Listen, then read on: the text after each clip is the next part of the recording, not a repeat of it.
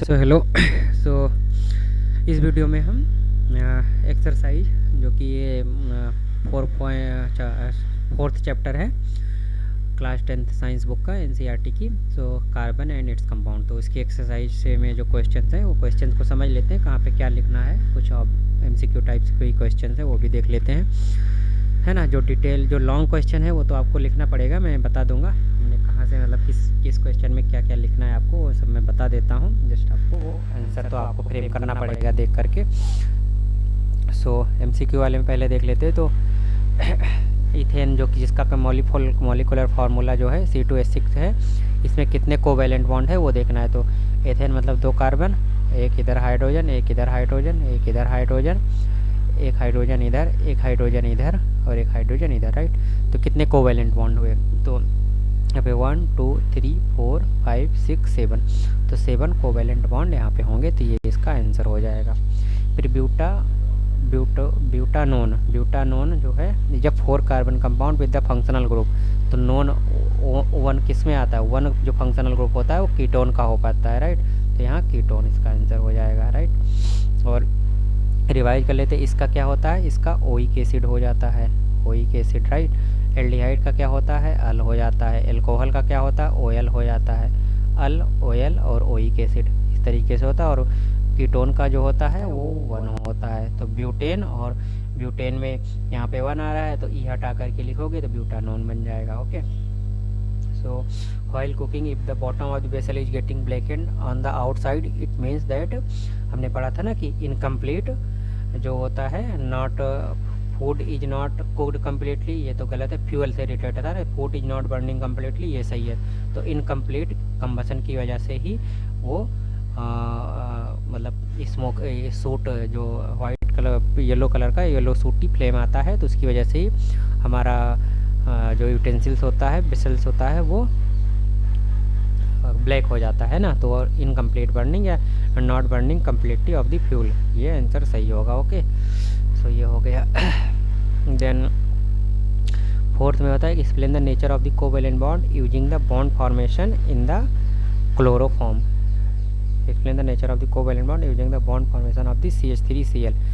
तो क्लोरोफॉर्म जो होता है, इसमें किस तरीके के मतलब कोवैलेंट बॉन्ड जो बनता है उसका क्या नेचर है वो हमें एक्सप्लेन करना है। तो कैसे बॉन्ड का फॉर्मेशन होता है, एक कार्बन कंपाउंड है और इसकी 4 वैलेंसी है ना, तो 3 से तो हाइड्रोजन कनेक्ट हो जाएगा और 1 वैलेंसी से क्लोरीन। तो इलेक्ट्रॉन डॉट स्ट्रक्चर आप बना करके कोवैलेंट बॉन्ड का फॉर्मेशन कैसे होता है वो यहाँ पे आप एक्सप्लेन कर सकते हो इस तरीके से।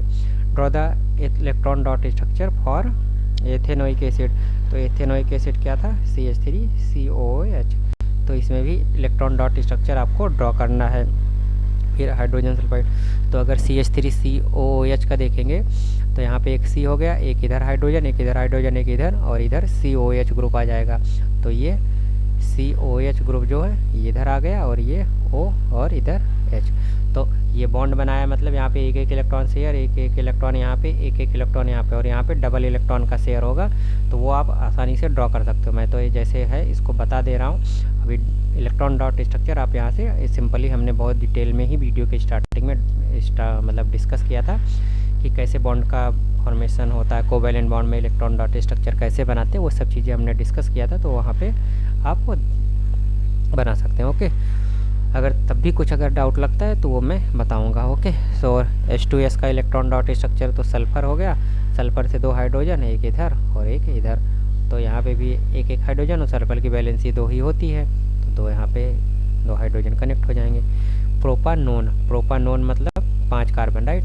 तो C2H5, अच्छा C5 और 5 दूनी 10, ये 2 12, राइट, 11, C5H11 और CO, ये प्रोपानोन होगा। तो प्रोपानोन की अगर बात करें तो यहाँ पे अगर लेते हैं प्रोपानोन, तो प्रोपानोन में कार्बन, एक कार्बन, दूसरा कार्बन यहाँ पे लगा लो, है ना। प्रोपानोन बोल रहा है तो कहीं भी लगा सकते हैं, या तो यहाँ पे या तो यहाँ पे।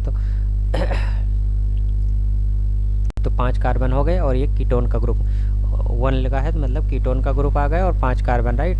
तो ये प्रोपानोन हो गया। तो प्रोपानोन में इसका डॉट स्ट्रक्चर में भी वही आपको यहाँ पे जितनी जितनी बैलेंसी बाकी है इसकी तो कंप्लीट हो जाएगी, इसकी 2 बाकी, इसकी 2 बाकी, इसकी 3 बाकी है।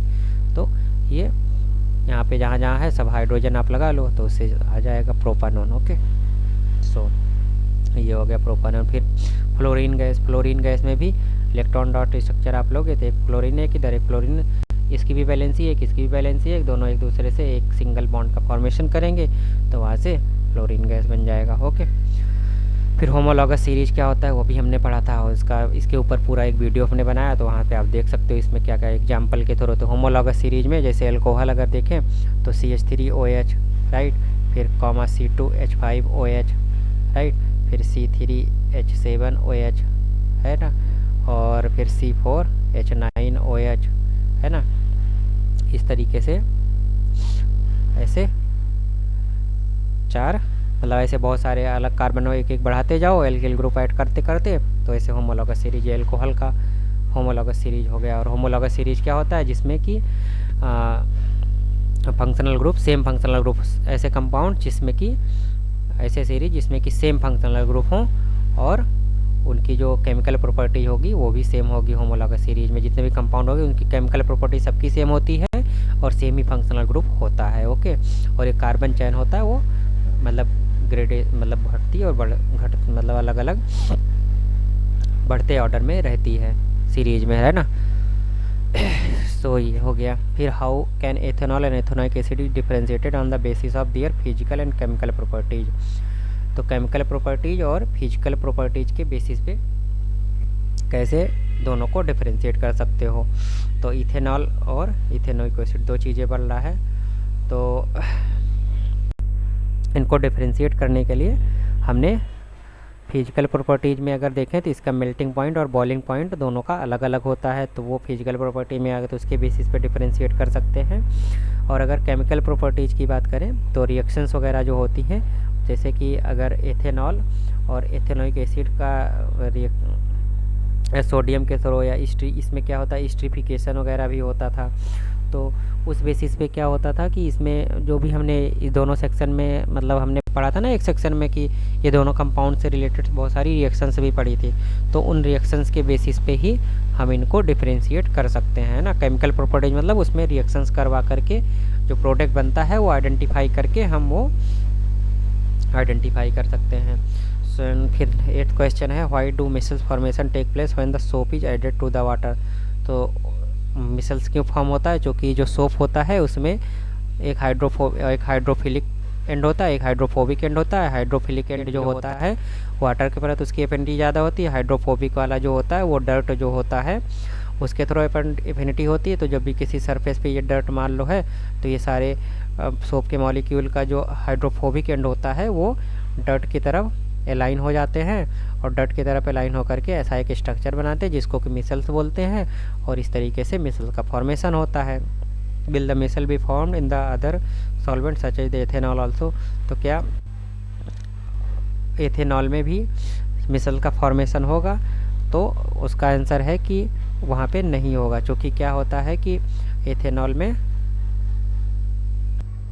तो एथेनॉल के केस में मिसल का फॉर्मेशन नहीं होगा, क्योंकि क्या होता है कि जो सोप वगैरह आता है इसमें एक हाइड्रोफोबिक और एक हाइड्रोफिलिक, तो हाइड्रोफिलिक मतलब वाटर लविंग वाला और वाटर फेयरिंग वाला दो एंड होते हैं। तो ऐसा एक सरफेस मिलना चाहिए जिसमें कि एक वाटर लविंग वाला हो और एक वाटर फेयरिंग वाला। बट एथेनॉल में क्या है, उसमें तो वो एक अच्छा सॉल्वेंट होता है, उसमें सब कुछ सॉल्व हो जाता है, उसमें कुछ ऐसा वही नहीं होगा, इसलिए वहाँ पे मिसल्स का फॉर्मेशन नहीं होगा, है ना। क्योंकि जब वाटर में ऐड होता था तो वाटर के साथ साथ इसमें क्या होता था कि जो एक हाइड्रोफिलिक वाला होता था वो वाटर के साथ अलाइन हो जाता था, क्योंकि इसमें हाइड्रोफिलिक वाला जो एंड होता था वो वाटर के साथ अलाइन हो जाता था, इसलिए वैसा स्ट्रक्चर बनता था। बट इसमें तो ऐसा, एथेनॉल के केस में तो ऐसा कुछ नहीं होगा ना, उसमें तो वो डिजॉल्व ही हो जाएगा पूरा, तो इसलिए वो मिसल का फॉर्मेशन नहीं होगा, है ना। Why are the carbon and compound use as a fuel for the most application. Fuel की तरह क्यों यूज होते हैं, क्योंकि ये अबेंडेंट मात्रा में हमारे इन्वायरमेंट में अवेलेबल हैं, है ना, फॉसिल फ्यूल के फॉर्म में, तो वहाँ से इसलिए ये फ्यूल के फॉर्म में अवेलेबल होता है, यूज्ड होता है इसके कंपाउंड। क्योंकि जो हमारा जो हमने वो पढ़ा था ना, फॉसिल फ्यूल की तरीके से ऑयल और गैसेज सी से बनते हैं, या कोल एंड पेट्रोल, कोल वगैरह जो हो जाता है वो मिलता है, तो वो सब की वजह से ही कार्बन और उसके कंपाउंड को एज अ फ्यूल के फॉर्म में यूज करते हैं। फिर explain the formation of the scum when hard water is treated with the soap. तो स्कम किस तरीके से बनता है वो हमने पढ़ा था, राइट, कि हार्ड वाटर में जो मैग्नीशियम Mg और कैल्शियम, राइट, मैग्नीशियम और कैल्शियम के आयन प्रोड्यूस होते हैं किसमें, हार्ड वाटर में। और जब ये सोप का मॉलिक्यूल्स उसमें जाते हैं तो इसके थ्रू रिएक्शन करके इस सॉल्ट के इस आयन के थ्रू रिएक्शन करके इनसॉल्युबल सब्सटेंसेस बनाते हैं जिसको कि स्कम बोलते हैं। तो वहाँ से हमने वो एक जो ऐसे था, मतलब एक अलग से नॉर्मल बुक के पैराग्राफ के अलावा एक ऐसे बॉक्स में दिया हुआ था वो कॉन्सेप्ट, वो अच्छे से वहाँ पे पढ़ा था, है ना। तो वहाँ से ये स्कम कैसे फॉर्म होता है वो वहाँ से लिख सकते हैं। What change will you observe if you test the soap with the litmus paper. तो सोप को अगर लिटमस पेपर के साथ टेस्ट करोगे तो आपको क्या मिलेगा।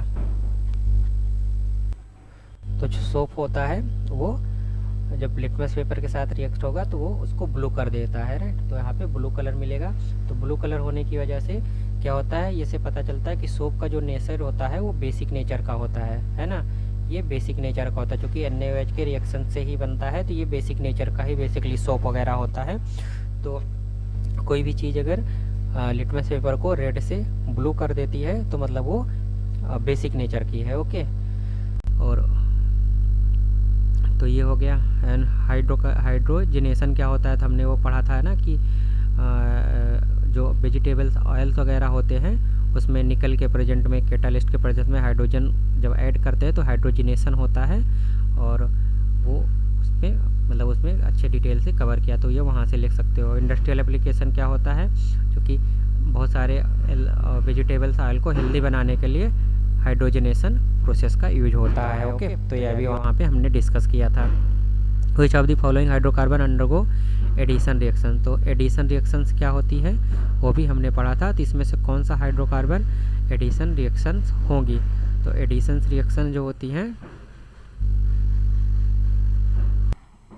सो हमने उसमें एडिशन रिएक्शन में जो chemical properties of the organic compound का देख रहे थे, तो उसमें हमने ये देखा था कि जो भी अनसैचुरेटेड हाइड्रोकार्बन होंगे, अनसैचुरेटेड का मतलब या तो इन या तो आयन वाले, राइट।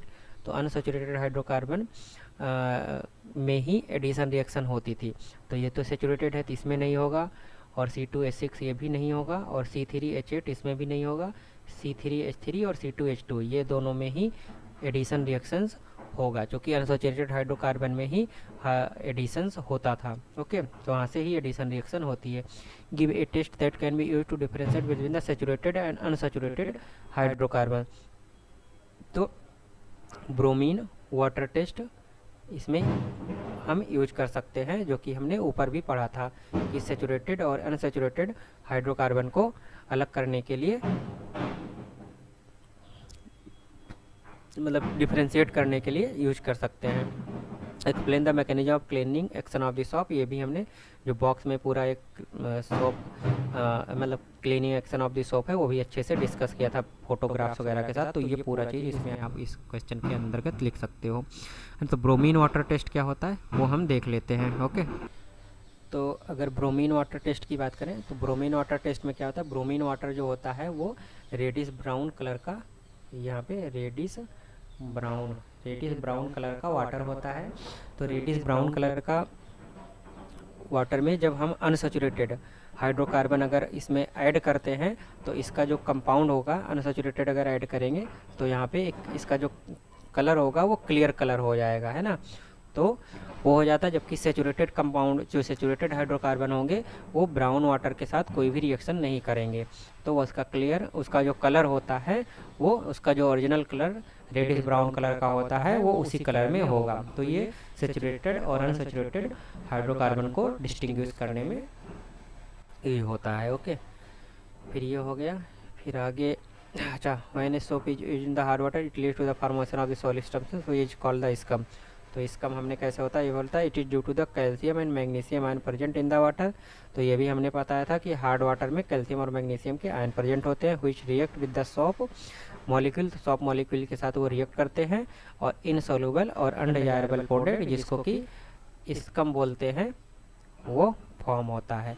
तो ये भी हमने अच्छे से समझा था। ओके, सो इस चैप्टर में इतना ही है। सो नेक्स्ट चैप्टर अब हम स्टार्ट करेंगे कोई इसके बाद वाला। सो इस चैप्टर में इतना ही है। So thank you very much. अगर आपने वीडियो को अभी तक लाइक नहीं किया तो प्लीज़ लाइक इट, एंड ये वीडियोज़ को आप अपने फ्रेंडों के साथ भी शेयर करिए। और अगर इससे रिलेटेड, चैप्टर से रिलेटेड, कहीं भी किसी चीज़ से रिलेटेड कोई क्वेश्चंस है तो उसको आप कमेंट बॉक्स में लिखकर पूछ सकते हो, है ना।